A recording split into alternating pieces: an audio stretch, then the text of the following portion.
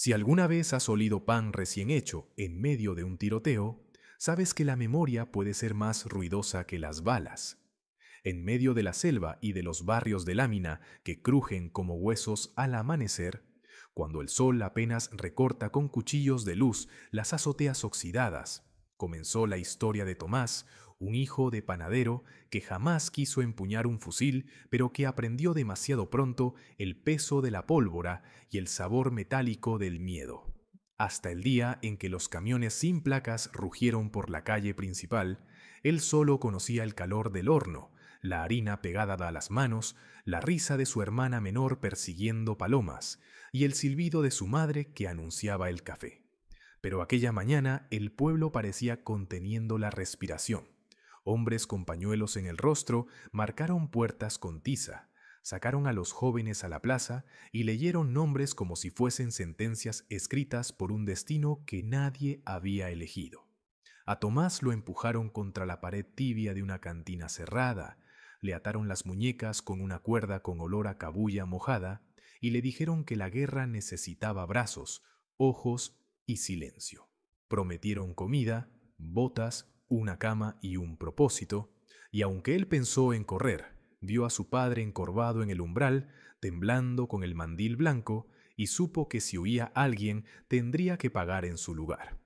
El primer viaje fue un laberinto de polvo y baches, de selva apretándose contra las ventanillas de metal, de canciones patrióticas saliendo de una radio cascada. Les dieron uniformes que olían a humedad y a otros cuerpos. Recortaron sus cabellos con máquinas sin filo y un sargento de bigote espeso les explicó que el nombre importaba menos que el número cosido al pecho, porque en el frente lo único que cuenta es la rapidez con la que uno aprende a obedecer y a no pensar en casa. En el campamento, levantado en una vieja hacienda cafetalera, Tomás conoció a quienes serían sus hermanos por obligación. Rivas, que había sido chofer y decía conocer cada atajo como si lo hubiera dibujado. Elías, que ocultaba fotografías en la plantilla de la bota izquierda. Y Mica, un recluta flaco con ojos enormes que recitaba oraciones antes de dormir y anotaba en un cuaderno las historias que escuchaba al fuego. El entrenamiento comenzó con carreras entre cafetos y cuestas rojas, con disparos que les vibraban en el tórax, con ejercicios de reptar sobre un suelo que olía a hierro oxidado. El sargento lanzaba insultos como piedras, hacía sonar un silbato con furia y repetía que el enemigo no duerme, que la selva tiene oídos, que el error de uno se paga con la sangre de todos. Por las noches, mientras la niebla bajaba y las ranas hacían un coro espeso, los reclutas repartían entre tres una lata de frijoles que a veces tenía gusanos blancos flotando como lunas minúsculas. Y si alguno intentaba rezar, lo hacía en susurros, porque el miedo, como el hambre, también tiene vergüenza. Tomás empezó a soñar con el horno de su padre, con las manos enharinadas dibujando círculos perfectos, con el olor a pan recién hecho que se mezclaba con un humo distinto, acre, el mismo que ahora se le metía en los pulmones cada vez que disparaban al horizonte. Se despertaba sobresaltado, con la boca seca, con el fusil a un lado como un animal dormido que podía despertar furioso en cualquier instante, y escuchaba a Elías hablar en sueños con alguien llamado Alma, quizá una novia, quizá una hija, no tuvo valor de preguntar. El día en que los subieron a un camión con lonas que dejaban entrar cuchilladas de sol, ya no eran muchachos. Había algo endurecido en sus miradas, un pozo donde antes había agua clara, y aunque Mica todavía guardaba el cuaderno y Rivas contaba chistes para engañar al silencio, todos sabían que iban hacia su primera misión. Les dijeron que un caserío en las laderas había sido tomado por una columna rebelde, que había que recuperar la radio, desalojar, levantar un reporte, regresar, como si la guerra fuese una lista de mercado, un conjunto de verbos fríos que uno puede cumplir y tachar sin que tiemble la mano. El camino serpenteó entre montañas y cafetales podados como cabezas rapadas. Llovió a ratos, el agua golpeando la lona como un tambor. Tomás, con los ojos semicerrados, recordó el último amanecer en casa. Su madre colando café, el padre abriendo la puerta del horno, su hermana mordiendo un panecillo y dejándole una sonrisa con migas. Prometió, sin decirlo en voz alta, que volvería con todos sus dedos y con el corazón aún capaz de sentir. Al llegar al caserío, encontraron calles de lodo, gallinas sueltas, una bicicleta sin llanta apoyada en una pared, una radio quemada sobre una mesa. Entonces, sin aviso, el aire se partió. Una ráfaga surgió desde la quebrada, los obligó a tirarse al suelo. El barro subió hasta las rodillas, los oídos zumbando como panales. El sargento gritó posiciones. Rivas arrastró a Mica detrás de un muro descascarado. Elías disparó 3 veces hacia unas sombras, y Tomás sintió el mundo estrecharse hasta el tamaño del gatillo y de su respiración. El tiempo dejó de medir en minutos y empezó a contar en tiros. 1, 2, 10. Hay batallas que duran horas, pero se recuerdan por segundos, por una frase, por un gesto. Para Tomás fue el instante en que una mujer salió con una sábana blanca, agitando los brazos, y un niño detrás tropezó en el charco de sangre de un hombre tendido. El fuego cayó de súbito, como si hubieran apagado un interruptor en el cielo, y durante unos latidos nadie supo hacia dónde dirigir los ojos. Después vinieron los interrogatorios, la búsqueda entre techos de zinc y fogones apagados, y la sensación amarga de haber cruzado un umbral que no tenía regreso. Requisaron bolsas de maíz, cuerdas, libretas, una radio improvisada con cables de colores, y escucharon por primera vez el zumbido profundo de un dron artesanal que los observaba desde arriba como un insecto con ojos de vidrio. Esa noche durmieron en un aula con pupitres rotos. Sobre la pizarra alguien había escrito una ecuación incompleta y la fecha de un examen que jamás se hizo. Tomás apoyó la espalda en la pared, contó los agujeros del techo y se obligó a respirar despacio para que el pánico no le trepara hasta el cuello. Mica le preguntó si creía que Dios estaba de un lado, del otro o mirando hacia otra parte. Tomás no respondió, pero recordó el horno encendido, ese pequeño sol doméstico que alguna vez creyó suficiente para calentarlo todo. Los días siguientes fueron una cuerda tensa, patrullas por senderos que olían a hojas podridas y pólvora húmeda, emboscadas que nacían de la niebla, aldeas donde los perros ya no ladraban. El hambre afinó su oído y cualquier lata arrugada parecía prometer milagros. Bebían agua turbia, filtrada por una tela, y se repartían pastillas de sal como si fuesen monedas. El cuerpo aprende rápido a obedecer leyes nuevas, caminar sin hacer ruido, hablar con los ojos, recordar por dónde quedaba el norte, mirando cómo crecen los líquenes en los troncos. Pero la mente de Tomás se negaba a volverse piedra. Cada sonido le disparaba una cadena de recuerdos. El golpe de una puerta le traía el portón de la panadería, el chasquido de una rama, el crujir de la corteza recién horneada. Y en medio de todo, la promesa silenciosa de regresar se afilaba como un cuchillo pequeño que lleva uno escondido dentro del calcetín.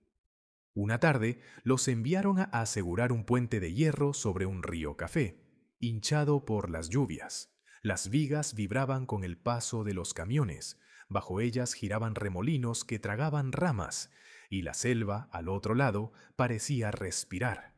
El sargento ordenó cavar posiciones. Rivas montó una ametralladora con una cinta de balas como una serpiente de cobre. Mica tornó serio como si un ángel le hubiese cerrado la boca con 2 dedos. Elías sacó una fotografía arrugada. En ella, una mujer de ojos claros sonreía con una niña en brazos. La miró unos segundos, la besó, la devolvió a la bota. Tomás fingió no ver, para no invadir un templo ajeno, y en cambio clavó la mirada en el río, preguntándose cuántas cosas podían sostenerse con remaches y cuántas se venían abajo sin avisar. Al anochecer llegaron los primeros destellos del otro lado, luces breves como luciérnagas pero más frías, señales. La orden fue clara. Nadie dispara hasta que escuche el silbato. Nadie corre, nadie se asoma. El aire olía a electricidad y hoja triturada, y los insectos se estrellaban contra sus mejillas con un ruido húmedo que parecía de lágrimas. Cuando todo estalló, lo hizo sin poesía. Una granada cayó a 3 pasos. El mundo se llenó de tierra y hierro. Tomás sintió el raspón caliente de una esquirla en el hombro. Oyó el grito de Mica, vio a Rivas volcarse hacia atrás con los ojos abiertos y el silbato del sargento nunca sonó. Entonces el tiempo se fragmentó en escenas sueltas. Un casco rodando, un dedo apretando una venda, un rosario colgando de una rama. Y la mente de Tomás, quizá para no romperse, empezó a contar al revés. 10, 9, 8, como cuando el pan debía sacarse del horno justo a punto. Cuando la ráfaga cesó, el puente seguía en pie, pero algo se había hundido por dentro de todos. Rivas no se movía. Su chiste eterno había encontrado un silencio definitivo. Mica lloraba sin sonido, con la boca abierta como si gritara debajo del agua. Elías tenía sangre. ¿De quién? En las manos. El sargento mordía un cigarrillo apagado y repartía órdenes como tablas para que nadie cayera más hondo. Esa noche aprendieron que hay pérdidas que no caben en una lista ni en un parte, y que enterrar a un amigo con prisa deja la tierra floja. Cualquier recuerdo puede salir después, perseguirte por el camino, pedirte que lo vuelvas a mirar. Con el alba llegó el relevo y también un rumor. En la capital circulaban panfletos prometiendo amnistía para quien dejara las armas. Los oficiales se reían de aquella palabra como si fuese una fruta podrida, pero Mica la escribió en su cuaderno con letra enorme. Y Elías, que pocas veces hablaba de política, dijo que la paz no es un papel, sino el lugar donde nadie lo sabía aún. Pero aquella noche en que el viento trajo olor a pólvora y a maíz quemado, un soldado aprendería que la batalla más peligrosa no era contra los enemigos que apuntaban desde la loma, sino contra el hambre, el miedo y los recuerdos que se niegan a morir. La primera vez que Diego Herrera atravesó el puesto de control al borde del río, llevaba una mochila demasiado ligera para una guerra y demasiados nombres pesados en el corazón. Los de su madre, su hermana menor y el de un padre que había desaparecido entre jornales mal pagados y promesas políticas de cosechas grandes.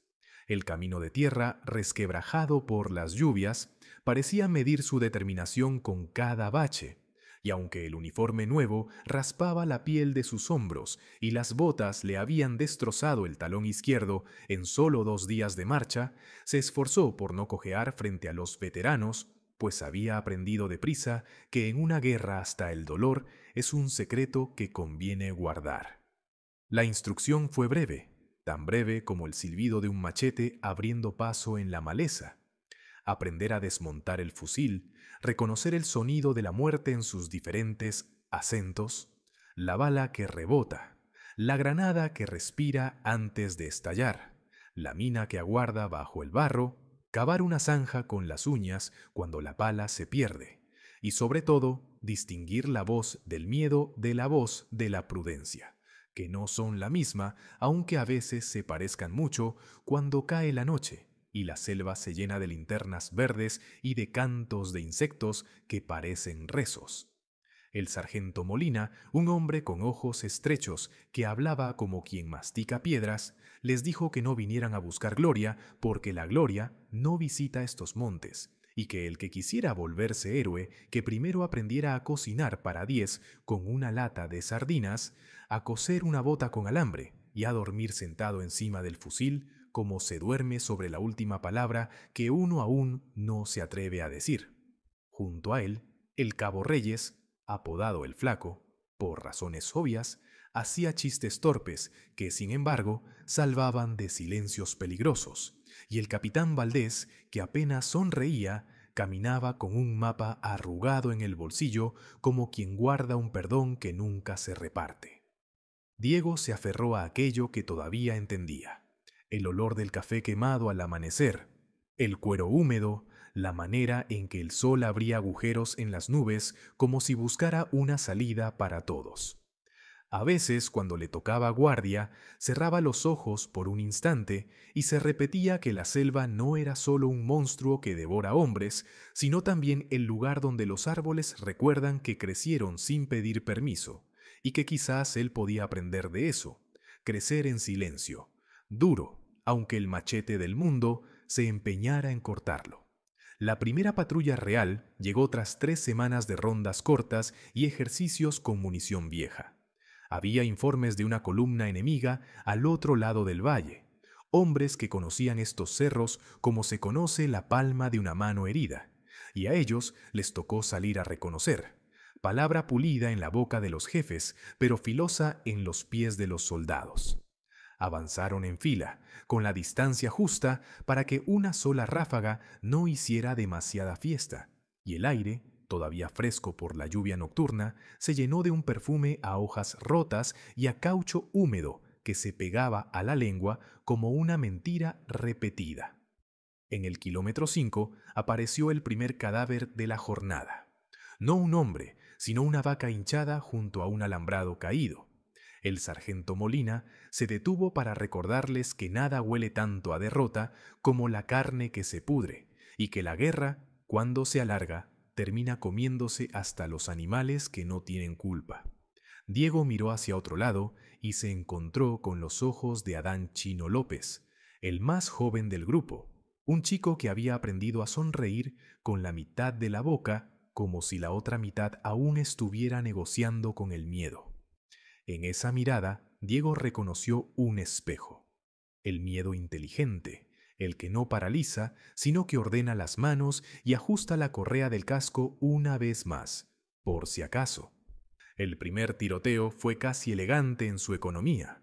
3 disparos desde la loma, un chasquido seco junto a la oreja de Reyes, 2 ráfagas de respuesta a ciegas y luego el eco que baja por las piedras como una serpiente que se ríe sin dientes. Nadie cayó, pero el capitán ordenó rodear el promontorio por el este, y en ese rodeo aprendieron 2 cosas que ya nunca olvidarían: que el sol a mediodía es otro enemigo y que la sed convierte a los hombres en animales dispuestos a morder por una gota limpia. La cantimplora de Diego parecía pesar lo mismo que su conciencia cuando decidió no beber para guardar un poco para el chino, que ya respiraba por la boca y arrastraba las sílabas como si fueran cajas de madera. A la tarde alcanzaron un caserío atravesado por una calle de lodo y por una ausencia de voces que asustaba más que un disparo. Las puertas abiertas dejaban ver tazas quebradas, hamacas vacías, mesas volcadas, una radio sin antena, y sobre un fogón aún tibio, una olla con frijoles negros abandonados a la prisa. El capitán ordenó registrar casa por casa, sin romper más de lo indispensable, y en una de esas chozas Diego encontró una fotografía. Una mujer con trenzas sosteniendo a un niño de ojos curiosos frente a una iglesia de paredes encaladas. La guardó sin saber por qué, quizás para recordar que esta tierra había sido antes que un tablero de posiciones, un patio con cometas y domingos de misa, y que a lo mejor lo volvería a hacer si acaso sobrevivían a la temporada de lluvias y balas. Pero la guerra no tiene paciencia para la nostalgia. Un grito desde el borde del caserío señaló una sombra que corría hacia el cañaveral. Reyes y el chino salieron disparados detrás, y Diego los siguió por puro reflejo, sintiendo cómo el barro le succionaba las botas y la adrenalina le comprimía el tiempo. En la cortina de caña el aire era un vapor espeso y el ruido del machete se confundía con el estallido de las ramas secas, hasta que un destello a su derecha le encendió el instinto y se lanzó al suelo justo cuando una bala cortaba la hoja que tenía delante, perfumándolo de clorofila y muerte posible. Respondieron desde el pecho, sin pensar, y el silencio volvió a caer como si alguien apagara una lámpara.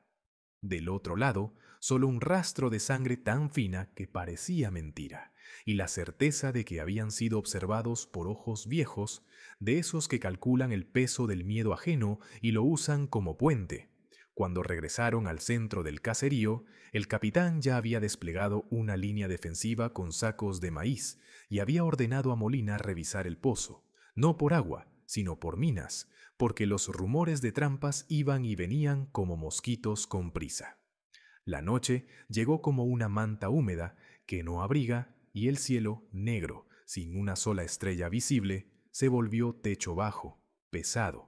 Encendieron un fogón mínimo para calentar una sopa rala con una lata compartida que sabía a metal y a recuerdo. Y cada uno se recogió alrededor con la mirada clavada en la oscuridad de afuera, donde los perros ladraban sin entusiasmo, como si ya supieran que la guerra no les debe explicación. Entonces el sargento repartió turnos de guardia y antes de cerrar los ojos un rato, les recordó las reglas: dormir con las botas puestas, fusil trabado pero listo, orejas abiertas a los ruidos que no corresponden, un pájaro a destiempo, una rama que se rompe hacia adentro y no hacia afuera.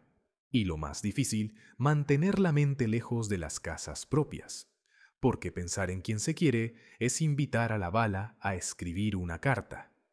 Diego, que tenía en el bolsillo la foto de la mujer y el niño, apretó los dientes para no pensar, pero el pensamiento se le coló por las costuras de la cabeza. Recordó el patio de su madre con sus gallinas flacas, el olor a maíz tostado, el canto torpe de su hermana por las tardes, y de pronto le pareció que toda la selva respiraba con él, que cada hoja suspendida en la oscuridad tenía ojos, oídos, lengua. En ese trance, un susurro quebró la delgada pared del sueño. «Movimiento al norte», dijo el chino, y Diego vio una sombra cruzar la calle de barro y perderse detrás de la escuela. No tuvieron tiempo de preguntar. Las primeras ráfagas se tragaron las paredes de bahareque y el fogón que habían ocultado con ladrillos se apagó sin protestar. El capitán ordenó no responder hasta identificar, pero el enemigo no pidió permiso. Entraron por los flancos con pasos elásticos y puntería de quien ha practicado en esta misma calle 100 veces.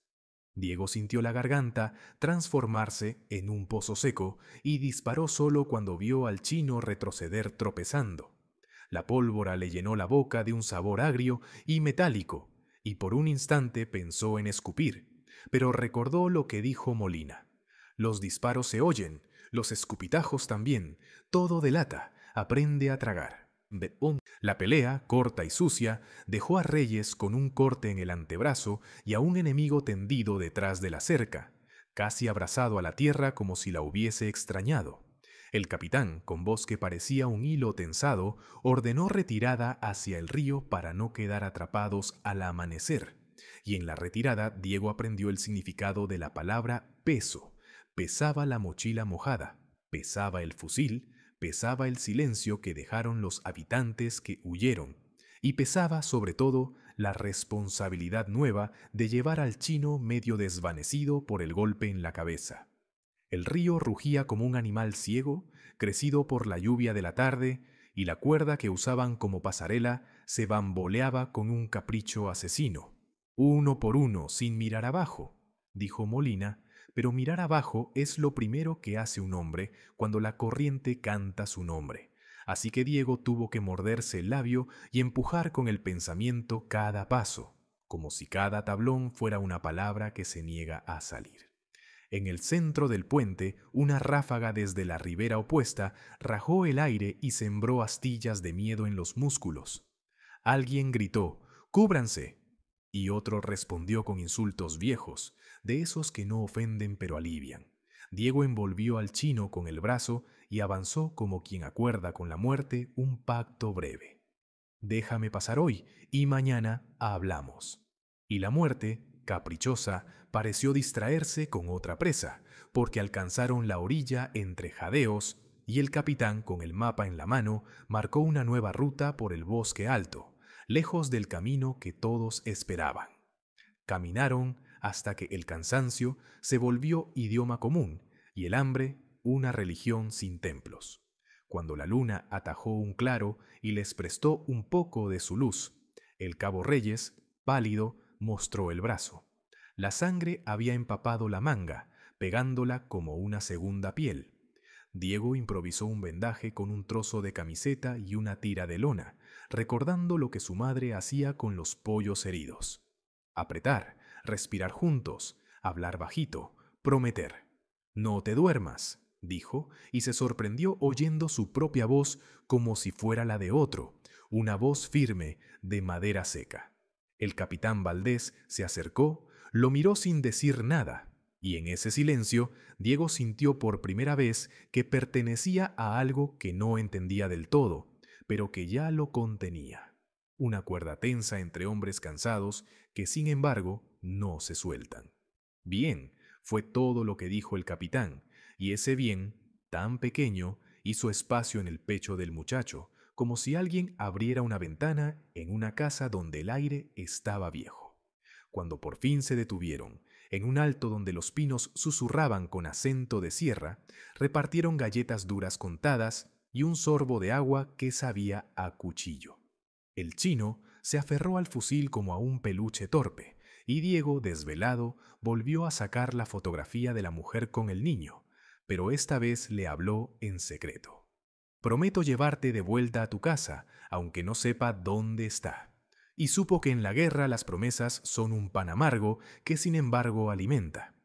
Antes de que amaneciera, el sargento Molina les enseñó a escuchar el alba, el cambio leve en la respiración del monte, el primer pájaro que se atreve, la brisa que trae una información que no es de este lado. «Si aprenden a oír el alba», dijo, «sabrán cuándo moverse sin que el enemigo lo note». Y mientras aprendían a oír, aparecieron también los otros ruidos, los de adentro, el de la duda que pide permiso para entrar, el del recuerdo que golpea la puerta con manos pequeñas, el de la rabia que afila la lengua. Diego, sentado en cuclillas, entendió que el enemigo externo podía ser claro, con botas o con sandalias, con fusil viejo o nuevo, con acento de valle o de sierra, pero que el enemigo interno venía con su mismo rostro, reclamándole decisiones, preguntándole si valía la pena correr detrás de sombras en cañaverales y cruzar ríos que muerden. La respuesta no llegó, porque la guerra casi nunca responde, solo propone pruebas. La prueba de ese día fue simple y cruel. Recuperar una radio que, según informantes, los enemigos habían perdido cerca de un platanal sobre la ladera. Una radio valiosa no por sus piezas, sino por las conversaciones atrapadas en su memoria reciente. Si la encontraban, podrían anticipar rutas, emboscadas, campamentos. Si no, todo seguiría igual o peor. Así que marcharon cuesta abajo con el sol como un látigo en la nuca y con el estómago vacío, siguiendo el trazo que dejaban los plátanos cortados a destiempo y las huellas de botas demasiado pequeñas para ser de los suyos. En el borde del platanal, la tierra olía a dulzor gastado y a hojas mojadas. El chino, todavía mareado, se quedó atrás con Reyes, y Diego, sin buscarlo, fue el primero en ver el brillo extraño bajo un montón de hojas. Levantó con cuidado, esperando una trampa, y lo que apareció fue la radio. Sí, pero también un cuaderno envuelto en plástico, lleno de anotaciones en una letra apretada, nerviosa. El capitán llegó como un trueno silencioso, tomó ambos objetos con mimo y dio la orden que definió el día. Retirada rápida, 2 en vanguardia, 2 en cola, no rompan formación. Y fue en esa retirada, en el regreso torpe y veloz, con la radio latiendo como un corazón de metal en la mochila, cuando Diego sintió que el mundo se inclinaba hacia él para oír su declaración muda, que no sabía cuándo terminaría esa guerra ni si su nombre sobreviviría a la lista de quienes no volvieron, pero que desde ese instante iba a pelear las batallas pequeñas que sostienen a las grandes, encontrar agua limpia, compartir el último bocado, sostener al herido que todavía respira, decir bien cuando no hay otra cosa que decir. Y mientras el viento peinaba el platanal y el valle despertaba con su mezcla de oraciones y maldiciones, Diego entendió que el capítulo que acababa de empezar no sería el de los héroes que vuelan ni el de los villanos que arden, sino el de los hombres que caminan, un pie delante del otro, aun cuando cada paso duela como una confesión. Cuando el sol empezó a declinar tras la montaña y el cielo adquirió un tono rojizo que parecía pintado con la misma sangre que empapaba la tierra desde hacía meses, Diego supo que había llegado a la parte más difícil de la guerra, aquella en la que el cansancio y la desconfianza pesaban más que el propio fusil. Llevaban semanas marchando sin rumbo claro, obedeciendo órdenes que se transmitían de boca en boca como susurros deformados. Y cada día se parecía al anterior. La misma sopa aguada de frijoles compartida entre 10. Las botas rotas, las noches sin luna en las que el miedo era un animal que se sentaba a cenar con ellos, el silencio de las cartas que nunca llegaban y el rumor constante de que el enemigo avanzaba desde todos los frentes. A Diego le dolían los huesos, no solo del peso de la mochila, sino del recuerdo de cada compañero caído. Primero fue Adán, el chino, alcanzado por una bala perdida mientras intentaba encender una linterna tapada con la mano. Luego Reyes, que resistió 3 días con la fiebre de una herida mal curada hasta que dejó de respirar en plena madrugada. Y por último, el propio sargento Molina, el hombre que les había enseñado a tragar el miedo, abatido en una emboscada donde los árboles estallaron como si fueran de vidrio. Esas muertes no se contaban en los informes, ni aparecerían en los periódicos, pero se acumulaban en el corazón de Diego como piedras húmedas imposibles de sacar. Con cada pérdida, el grupo se hacía más pequeño y más silencioso. Y en ese silencio, el capitán Valdés parecía volverse más severo, más hermético, cargando sobre sus hombros no solo el mapa arrugado que siempre guardaba en el bolsillo, sino la responsabilidad de guiar a hombres que ya no creían en victoria alguna, solo en sobrevivir al próximo amanecer. El paisaje tampoco daba tregua, lluvias interminables que convertían los senderos en ríos de barro, mosquitos que devoraban la piel hasta hacerla llagas, calor sofocante de día y frío cruel de noche, una selva que respiraba como un monstruo gigante, ocultando trampas en cada sombra. Y aún así, Diego seguía caminando, un pie tras otro, recordando las palabras de su madre sobre la chispa que resiste en la oscuridad. La misión final llegó de manera abrupta: recuperar un campamento perdido cerca de la frontera, donde supuestamente quedaban municiones y un transmisor de radio que podría decidir el curso de la ofensiva. El capitán reunió a los pocos sobrevivientes alrededor del fuego apagado y habló con voz seca, casi sin mover los labios. O lo tomamos o no quedará nada de nosotros. Nadie respondió, pero todos entendieron que aquel sería su último esfuerzo. La marcha hacia el campamento fue un viaje al límite de lo humano. Trepar colinas con estómagos vacíos, cruzar ríos crecidos amarrados con sogas podridas, arrastrar a los heridos sobre hamacas improvisadas con ramas y mantas, escuchar las detonaciones lejanas y saber que cada explosión podía ser el anuncio de su final. Diego, con la foto de la mujer y el niño aún en el bolsillo, se repetía a sí mismo que debía llegar, no por la radio, no por la orden, sino por los compañeros que ya no podían caminar y que se apoyaban en él como si fuera el último tronco en medio de un naufragio. Cuando por fin avistaron el campamento, lo encontraron en ruinas, chozas quemadas, cajas de municiones abiertas y vacías, cadáveres de hombres conocidos y desconocidos esparcidos en la hierba como muñecos rotos, y el olor insoportable de la pólvora mezclado con carne muerta. El capitán ordenó registrar el lugar con rapidez y Diego, mientras apartaba tablas chamuscadas, encontró el transmisor aún entero, cubierto de barro y sangre seca. Lo levantó con ambas manos como si fuera un corazón arrancado, y durante un instante creyó que tal vez había esperanza. Pero la esperanza duró poco. Desde los bordes del campamento comenzaron a llover balas, y el silbido de la metralla quebró cualquier ilusión. Eran emboscados otra vez, atrapados entre sombras y ráfagas. El combate fue feroz, desordenado, cada hombre disparando hasta que el cargador se vaciaba, cubriéndose tras piedras y sacos, arrastrando a los heridos por el suelo enlodado, escuchando los gritos ahogados de quienes no resistían. Diego disparaba sin pensar, sus manos actuando como máquinas, pero su mente se aferraba al recuerdo de su casa, de su hermana riendo, del olor del maíz tostado, como si esas imágenes fueran un amuleto contra la muerte. En un momento, el capitán Valdés cayó herido en el hombro, y sin dudar, Diego corrió hasta él, arrastrándolo bajo una choza medio derrumbada. El capitán, con la sangre empapando su camisa, le entregó el mapa y murmuró apenas: «Llévalos fuera, no dejes que mueran todos aquí». Diego asintió, aunque por dentro sentía que ya era demasiado tarde. Reunió a los pocos que quedaban, levantó a un herido sobre sus espaldas y, con el transmisor sujeto contra el pecho, corrió entre disparos hacia el borde del campamento. Las balas cortaban ramas, levantaban polvo, silbaban como insectos rabiosos. Pero Diego no se detuvo, empujado por una fuerza que no entendía, quizás el simple instinto de no rendirse.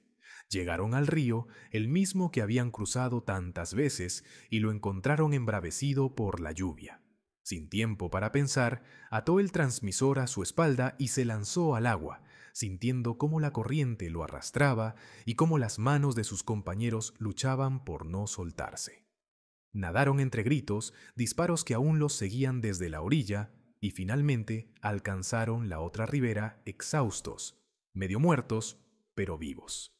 Allí, en medio del barro y de la oscuridad, Diego encendió el transmisor, giró la perilla con dedos temblorosos y escuchó el chisporroteo de la señal. Al otro lado, una voz respondió, lejana pero clara, preguntando coordenadas. Con lágrimas mezclándose con la lluvia en su rostro, Diego transmitió no solo la ubicación del enemigo, sino también un mensaje desesperado. Aquí seguimos, pocos, heridos, pero vivos. No nos olviden. La radio guardó silencio un instante eterno antes de responder. Recibido. Resistan. No están solos.